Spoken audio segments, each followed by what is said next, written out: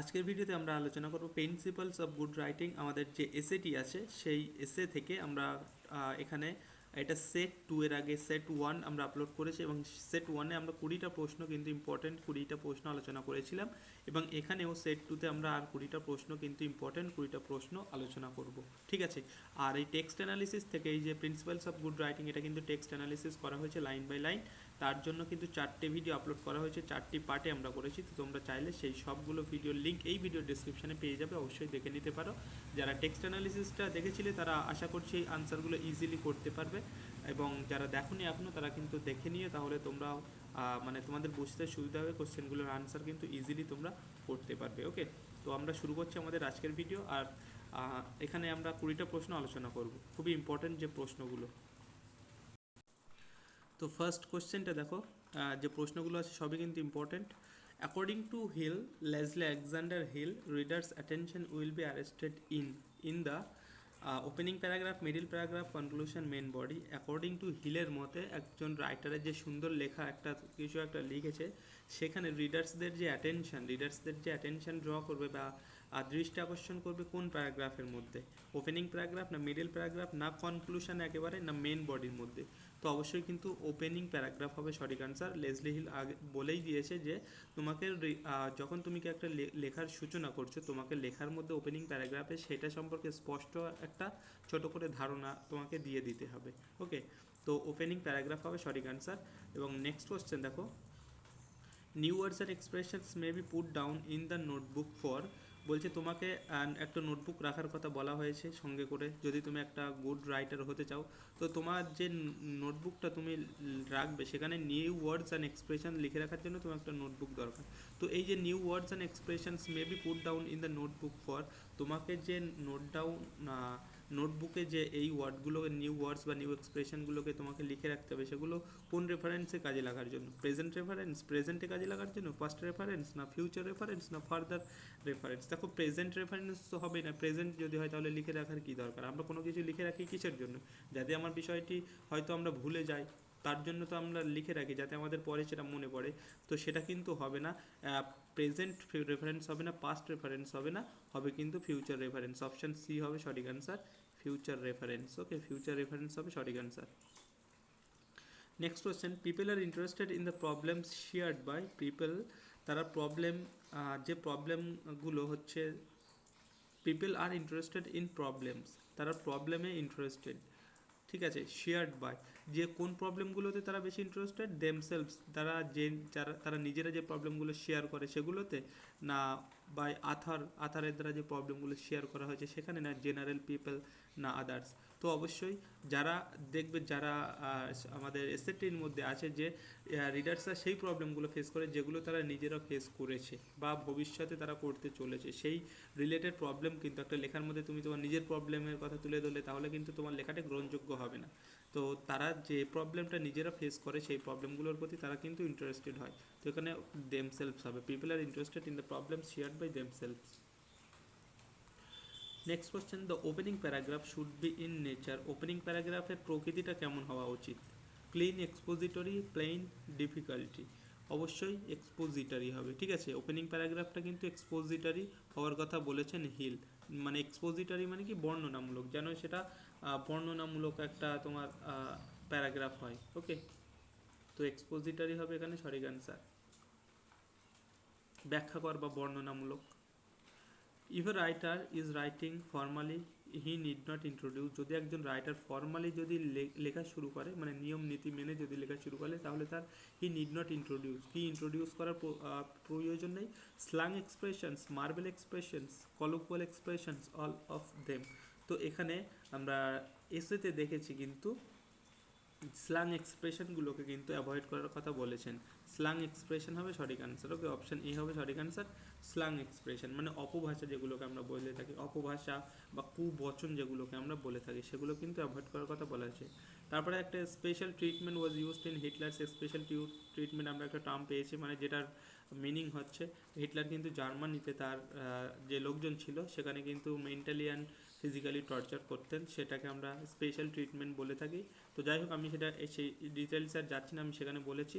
তো সেটা বলতে গেলে ভিডিওটি বড় হয়ে যাবে, আমি ওখানে বলেছি, তোমরা টেক্সট অ্যানালিসিসের সময় যারা দেখেছে তারা তো বুঝতেই পেরেছো, যারা দেখোনি তারা দেখে নাও, বুঝতে পারবে।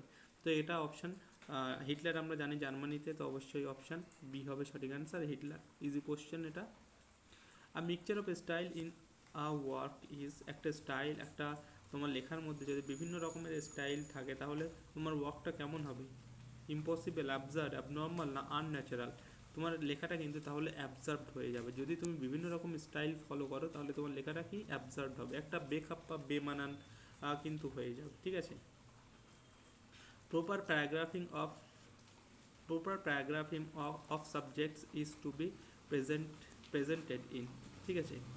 তো কোহিরেন্ট না ইন্টেলিজেন্ট, কোহিরেন্ট অ্যান্ড ইন্টেলিজেন্ট বা ইনকোহিরেন্ট ইউনিটস। কি বলছে? প্রপার প্যারাগ্রাফিং অফ, প্রশ্নটা একটু ভুল আছে, ওকে, একটু আমাকে দেখে নিতে দাও। এখানে ইনটা হবে না, ওকে, ইনটা হবে না। Proper paragraphing of subject is to be presented in, তোমার হচ্ছে যে সাবজেক্টটা তার প্রপার প্যারাগ্রাফিংটা কেমন হওয়া উচিত? কোহিরেন্ট, ইন্টেলিজেবল, কোহিরেন্ট অ্যান্ড ইন্টেলিজেবল। তো এখানে অপশন সি হবে সঠিক অ্যান্সার, কোহিরেন্ট অ্যান্ড ইন্টেলিজেবল। হ্যাঁ, কোহিরেন্ট অ্যান্ড ইন্টেলিজেবল হবে সঠিক অ্যান্সার। কোহিরেন্ট মানে কি? কোহিরেন্ট মানে হচ্ছে যেটাকে আমরা বলে থাকি সুসংগত একটা বিষয়, যেটা ঠিক আছে, পরিষ্কার একটা ধারণা তোমাকে প্যারাগ্রাফের মধ্যে কিন্তু ফার্স্ট প্যারাগ্রাফে দিতে হবে, সেটা হবে। তো অপশন সি হবে সঠিক অ্যান্সার। নেক্সট হচ্ছে না, রাইটার শুড বি, একজন রাইটারের কেমন হওয়া উচিত? একজন ডেফিনাইট, ইনডেফিনাইট, পার্টিকুলার না কমন একটা হওয়া উচিত? একজন রাইটারের কিন্তু ডেফিনাইট হওয়া উচিত, স্পষ্ট, মানে স্পষ্ট কথাভাষী, ঠিক আছে, যথাযথ হওয়া উচিত। কিন্তু ডেফিনাইট মানে স্পষ্ট বা যথাযথ, তো স্পষ্ট হওয়া উচিত। অপশন ই হবে সঠিক answer. The words required to replace after finishing the work are, একটা তুমি লেখা লিখলে, একটা ওয়ার্ক তোমার কমপ্লিট হয়ে গেল এবং সেই লেখাটার তোমার হচ্ছে যখন শেষ হয়ে যাচ্ছে তখন তোমার কিছু ওয়ার্ডসের রিপ্লেস করার প্রয়োজন পড়ে। তো কোন ওয়ার্ডগুলোকে তোমাকে রিপ্লেস করার কথা বলা হয়েছে? উইক ওয়ার্ড, ভেগ ওয়ার্ড, দুর্বল বা অস্পষ্ট বা ইনএক্স্যাক্ট, দ্য ইনঅ্যাপ্রোপ্রিয়েট যে ওয়ার্ডগুলি, সবগুলোর কথাই বলেছে। অপশন ডি হবে এখানে সঠিক answer, option D. After finishing the work a writer should read the work, তুমি একটা কিছু একটা লিখেছো, সেই লেখার পরে তোমাকে সেটাকে পড়তে বলা হয়েছে এবং তোমাকে সেটাকে অ্যানালিসিস করা বলা হয়েছে। কি কেন? কারণ কোথায় কোনো ভুল হচ্ছে কিনা, কোথায় কোনো মিনিংটা ক্লিয়ার হচ্ছে না, এরকম কোনো বিষয় থাকলে, বা কোথাও কোনো এক্ষুনি পড়লাম যে রিপ্লেস করার দরকার হলে ওয়ার্ড, তো তোমাকে কিন্তু ক্রিটিক্যালি সেটাকে রিড করার কথা বলা হয়েছে, ক্রিটিক্যালি, ঠিক আছে। অপশান এ হবে সঠিক answer, critically, option A. Next হচ্ছেন, থ্রু আউট হিজ রাইটিং, যারা ভিডিওটি দেখছো একটা লাইক করে দিও। হ্যাঁ, এখানে কিন্তু তোমরা বিভিন্ন রকম টেক্সট অ্যানালিসিস পাবে এবং টেটের জন্যও কিন্তু ক্লাস চলছে, টেটের জন্য ক্লাস শুরু করে দিয়েছি, টেটের জন্য ক্লাস চলছে, তোমরা সেগুলো দেখতে থাকো, তোমাদের অনেক হেল্প হবে। আর খুব শীঘ্রই আমি ভেবেছি জাস্টিসটা লাইন বাই লাইন অ্যানালিসিস শুরু করব। তো তোমরা কমেন্ট করে আমাকে জানিয়ে তোমাদের সেটাতে মানে তোমাদের মতামত জানতে চাইছি যে শুরু করলে ভালো হবে কি না, তোমরা অবশ্যই সেটা জানিও। জাস্টিসটা আমি চিন্তা করেছি খুব তাড়াতাড়ি শুরু করব, অনেকটা লং একটা ড্রামা, বুঝতেই পারছো। তো তোমরা আমাকে কমেন্ট করে জানিও। Through out his writing a writer should use, একটা পুরো রাইটার, একটা লেখা জুড়ে একজন রাইটারের শুড ইউজ, কি ইউজ করা উচিত? ডিফারেন্ট স্টাইল ইউজ করা উচিত, এক এক জায়গায় এক এক রকমের স্টাইল, না অন্যের স্টাইল, আদার স্টাইল, না সেম স্টাইল, না ওল্ড স্টাইল। তো এখানে কিন্তু সেম স্টাইলের কথা বলা হয়েছে। একজন রাইটার যে একটা লেখা লিখছে তার কিন্তু লেখার মধ্যে পুরো লেখা জুড়ে একই রকম স্টাইল থাকার কথা বলেছেন, ঠিক আছে। দ্য সেম স্টাইল হবে সঠিক আনসার। ডিফারেন্ট স্টাইল তুমি এক এক জায়গায় এক এক রকম লিখলে সেটা তো নয়, তাহলে বেকাপ্পা হয়ে যাবে। বা অন্যের স্টাইল তুমি চুরি করে লিখলে সেটাও তো নয়, বা ওল্ড স্টাইল ফলো করলে সেটাও নয়। তোমার নিজের যে স্টাইল সেটাকে তোমাকে লিখতে হবে এবং সেই স্টাইলটা যেন পুরো থ্রু আউট যেন রাইটিংয়ের মধ্যে থাকে। আর রাইটার শুড অ্যাভয়েড, একজন রাইটারের কি অ্যাভয়েড করা উচিত? Stating the obvious, giving the presentation, thinking clearly and logically, none of this. তো এখানে অপশন এ হবে সঠিক আনসার, স্টেটিং দ্য অবভিয়াস। কারণ আমরা আগেই দেখেছি স্টেটিং মানে কি বিবৃতি করা, অ্যান্ড অবভিয়াস মানে কি এখানে স্পষ্ট করা, স্পষ্ট ধারণাগুলোকে তোমাকে বিবৃত করা থেকে অ্যাভয়েড হতে হবে। যেমন উদাহরণ হিসেবে বলেছিল যে সূর্য পূর্ব দিকে ওঠে, প্লেন ক্রাশ হয়, এইগুলোকে তোমার বলার দরকার নেই, কারণ এই যে কনসেপ্টগুলো এগুলো হচ্ছে রিডার্সরা জানে, এটা তারা অনেক আগেই অলরেডি শিখে এসছে, হয় মা বাবার কাছ থেকে নাহলে টিচার্সদের কাছ থেকে। তো এই রকম হচ্ছে অবভিয়াস আইডিয়াগুলোকে তোমাকে কিন্তু স্টেটিং করা থেকে বিরত থাকতে হবে, বা সেইগুলো কিন্তু অ্যাভয়েড করতে হবে। তো অপশান এ হবে এখানে সঠিক answer. Next question, which of the following is to be avoided while writing. যখন তুমি লিখছো তোমাকে কি এদের মধ্যে কোনটাকে তোমাকে অ্যাভয়েড করতে হবে, কোনটাকে অ্যাভয়েড করার কথা বলা হয়েছে? চারটি অপশান আছে, jargon, rhetorical, empty verbiage, all of this. কোশ্চেনটা রিপিট হয়ে গেছে, ওকে, এটা কিন্তু আগের দিনের কোশ্চেন ছিল মনে হচ্ছে। যাই হোক, এখানে অল অফ দিস হবে সঠিক আনসার, ঠিক আছে। জার্গন মানে কি অপভাষা, রেটোরিক্যাল মানে যে আমরা যে অলঙ্কারগুলো ইউজ করি, অ্যান্ড এমটি ভার্বিয়াজ মানে মিনিংলেস যেসব কিছু ওয়ার্ড। তো এখানে অপশান ডি হবে সঠিক answer. Next question, the style quite out of date. একটা স্টাইলের কথা বলা হয়েছে যেটা আউট অফ ডেট, সেই স্টাইলটা কোনটা? এলাবোরেট, ডেকোরেটেড, আর্টিফিশিয়াল না এলাবোরেট অ্যান্ড ডেকোরেটেড? এই যে এলাবোরেট অ্যান্ড ডেকোরেটেড স্টাইল, এটা কিন্তু আউট অফ ডেট, এটাকে তোমাকে ত্যাগ করার কথা বলা হয়েছে। এলাবোরেট অ্যান্ড ডেকোরেট, তার পরিবর্তে কিন্তু ক্লিন লেখার কথা বলা হয়েছে। এলাবোরেট, ঠিক আছে, মানে যেটা বিস্তারিত, এবং ডেকোরেটেড মানে সাজানো গোছানো, অলঙ্কার দিয়ে আমি সাজিয়ে গোছিয়ে, এই স্টাইলটাকে কিন্তু অ্যাভয়েড করার কথা বলা হয়েছে রাইটিংয়ের মধ্যে। The fashion of modern writing is, modern রাইটিংয়ের আমরা যে মডার্ন রাইটিং সেখানকার ফ্যাশনটি কি? ক্লিন প্লেন ইংলিশ, না neat and clean English, simple English, না বোম্বাস্টিক ইংলিশ? তো এখানে কিন্তু অপশান হবে যে যে তোমার হচ্ছে অপশানগুলো আছে, মানে কোনটাকে তোমাকে মডার্ন ইংলিশের এখানে প্রশ্নটা হচ্ছে ফ্যাশন কোনটা বর্তমান, অবশ্যই অপশান এ হবে সঠিক অ্যান্সার, ক্লিন অ্যান্ড ইংলিশ। তোমাকে স্টাইলের কথা কিন্তু বলা হয়েছে, ওকে, অপশান এ হবে সঠিক answer, clean and plain English, clean plain English. The fashion of modern writing is clean plain English. তোমাকে এই স্টাইলে বা তোমাকে এই ফ্যাশনে কিন্তু ইংরেজি বা কোনো একটা রাইটিং লেখার কথা বলা হয়েছে এখানে, ঠিক আছে। আর বোম্বাস্টিক মানে কি? বোম্বাস্টিক মানে হচ্ছে একটা বিভিন্ন রকমের একটা মানে অত্যাধিক একেবারে জমকালো ওয়ার্ড ইউজ করা, সেগুলো না, সেগুলো করতে মানে অ্যাভয়েড করা বলা হয়েছে।